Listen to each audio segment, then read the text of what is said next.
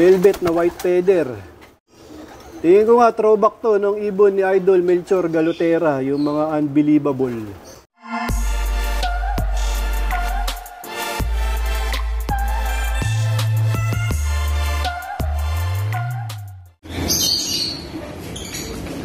Nilinis mo ba mabuti yan? Dito muna tayo sa mga young bird, mga kalapatids. Ito na nga yung ampon ni Major Payne. Nakapili kagad ng box perch. Pangalawa sa taas. Yung napili niya, ano. Nakikipag-away na to mga kalapatids. Bali mamaya ako pa nga papakawalan to mga kalapatids, mamayang tanghali. Hindi ko siya pwedeng isabay dito sa marami. Baka maisama siya sa malayo. Hindi na siya makakauwi dito mga kalapatids. Ito nga yung nag-iisa namin na velvet white flight. Bali anak to nung kay Idol Melchor Galotera at nung ibon na bigay sa akin ni Ronald Asanya. Yung lahi din ng ibon ko mga kalapatids, yung Imbrek. Lahi ni Magnum at ni Penalty Boy. Bali ito yung lumabas na kulay. Velvet na white feather. Tingin ko nga throwback to nung ibon ni Idol Melchor Galotera, yung mga unbelievable. Tingin nga ganito yung mga kulay nun mga kalapatids. Yung amparesa na yung mga kalapatids, laging naglalabas ng may puti sa pakpak. Pero yung mga magulang nito, walang puti sa pakpak. Tapos ito yung kapatid yan, mga kalapatids. Ayan, oh. Ayan. Checkered white flight. Mas matanda naman to kaysa sa kanya. So yan, mukhang gusto nang lumipad ng aking mga young bird, mga kalapatids. Yan, lipara na sila mga kalapatids. Yan.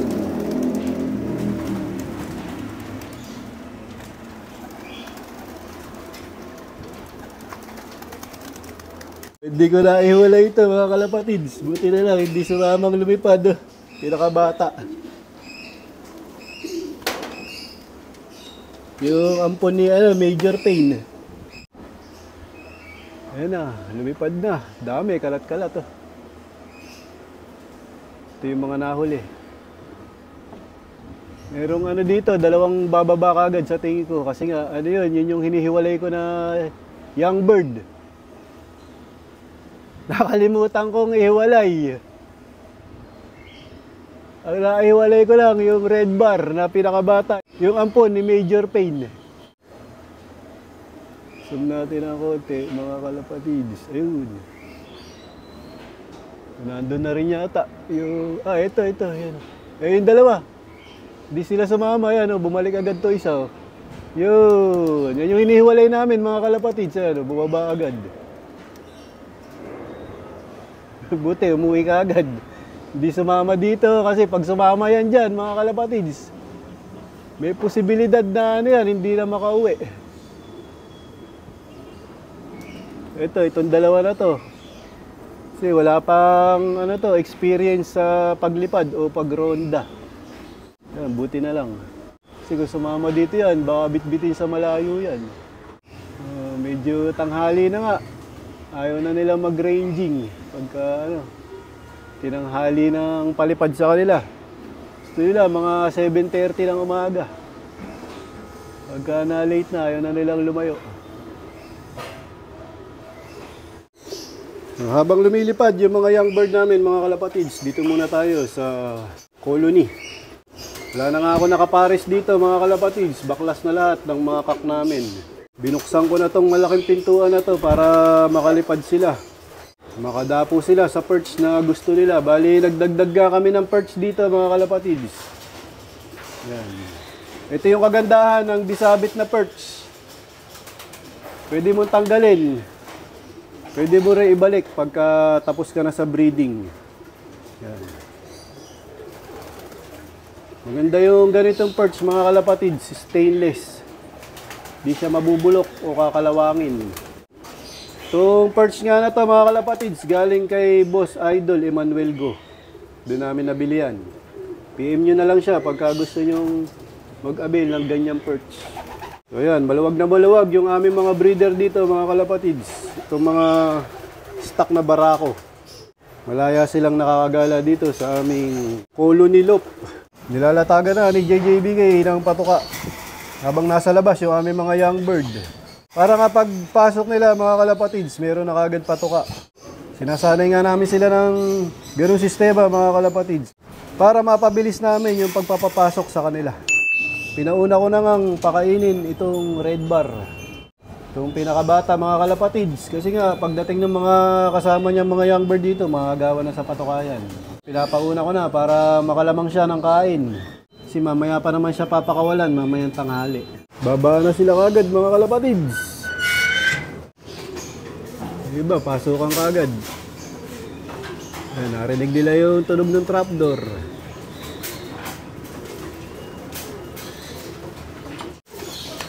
Ito sila mga kalapatids, siksikan sa trapdoor. Nakalimutan kong buksan to. Ayan. Nakalimutan ko rin maglagay ng pagkain dito. Ito na yung iba. Saka natin to para hindi sila dumudungaw dito. So yan na nga sila mga kalapatids, kainan na.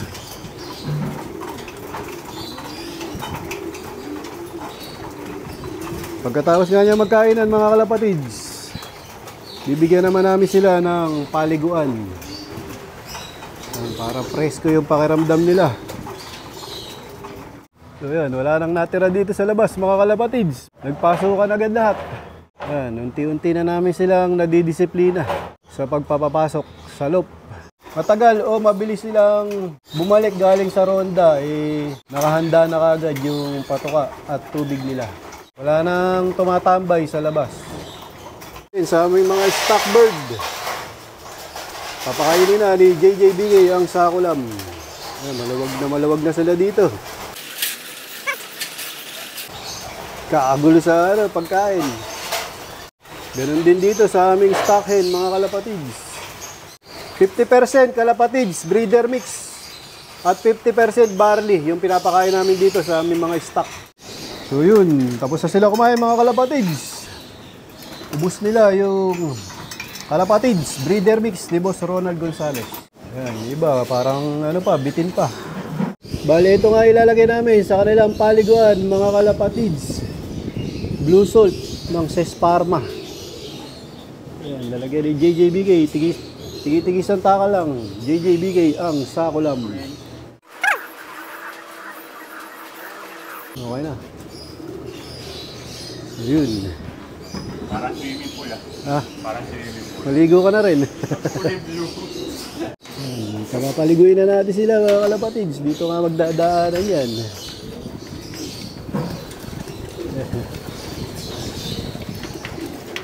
Diyan sila dumadaan sa nilagay natin na training box.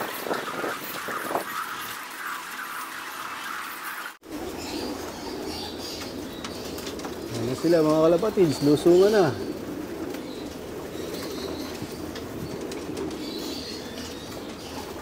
Liguan na.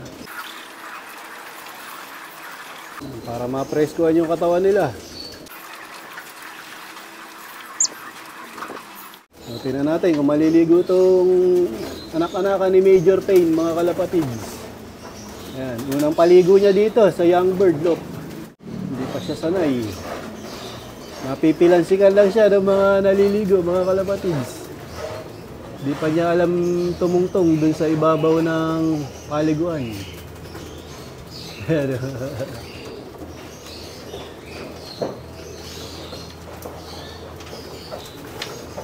So, habang naliligo sa labas o sa aviary yung mga kalapate namin, sinamantala ni JJBK yung pagkakataon. Tinanggalan ng ebak yung mga poop tray, mga kalapatids. Yan, buo yung mga dumi nila, mga kalapatids. Epekto yan ng Eurolibo, Respower at Nutrigano ng Kampiyon. So, dito ko natatapusin ang video ko para sa araw na to. Please like, share, comment, subscribe. Keep safe. God bless. Ingat mga kalapatid. Nakamula naman ang content ko. Ayan, ganda ng kondisyon ng mga young bird namin.